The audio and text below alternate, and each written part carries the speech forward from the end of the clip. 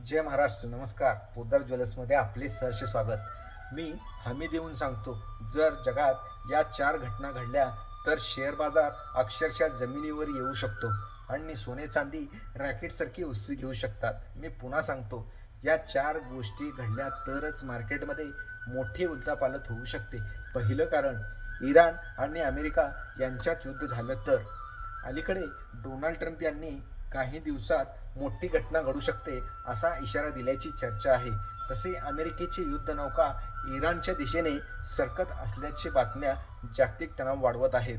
जर प्रत्यक्ष युद्ध भडकले तर जागतिक शेअर बाजारात मोठा भूचाल येऊ शकतो, कारण अशावेळी गुंतवणूकदार सुरक्षित पर्याय म्हणजेच सोने चांदी याकडे वळतात. तुम्हाला काय वाटतं, युद्धाची शक्यता खरंच आहे का? कमेंटमध्ये येस किंवा नो सांगायला विसरू नका. 2. इराक आणि कुवेत यांच्यात पुन्हा वाद वाढला आहे. सुमारे 3 दशकांनंतर पुन्हा तणाव वाढत असल्याची चर्चा आहे. इराकने संयुक्त राष्ट्राकडे सादर केलेल्या नकाशात कुवेतच्या काही समुद्री सीमावर दावा केल्याचे वृत्त आहे. जर हा वाद गंभीर झाला, मध्य पूर्व भागात अस्थिरता वाढेल आणि याचा थेट परिणाम बाजारावर होऊ शकतो. तुमच्या मते हा वाद संघर्षात बदलेल का? तुमचा अंदाज काय आहे? 3. पाकिस्तान आणि अफगाणिस्तान वाढता तणाव.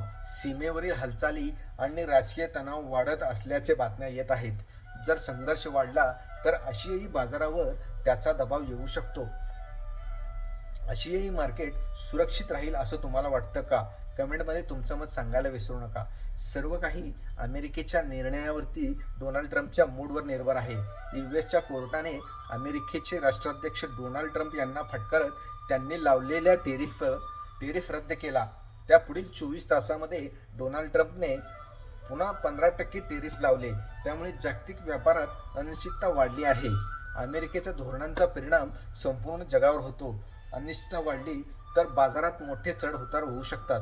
तुमच्या मते अमेरिकेचे निर्णय बाजारासाठी फायदेशीर की धोकादायक? काही ॲसेट मॅनेजमेंट कंपनीच्या अंदाजानुसार परिस्थिती गंभीर झाली तर सोन्याचे दर 2 ते सव्वा 2 लाख रुपये आणि चांदीचे दर 4 ते सव्वा 4 लाख रुपयांपर्यंत जाऊ शकतात.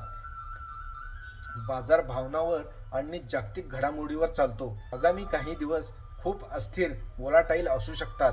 म्हणून सध्या वेट अँड वॉच रणनीती ठेवा. अभ्यास करा, संशोधन करा आणि मगच गुंतवणूक करा, तीही टप्प्याटप्प्याने.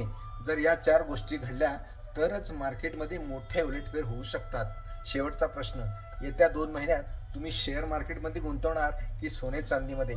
कमेंटमध्ये सांगायला विसरू नका. आम्ही फक्त मार्केटचा अंदाज तुमच्यापर्यंत पोहोचवण्याचा प्रयत्न करतो.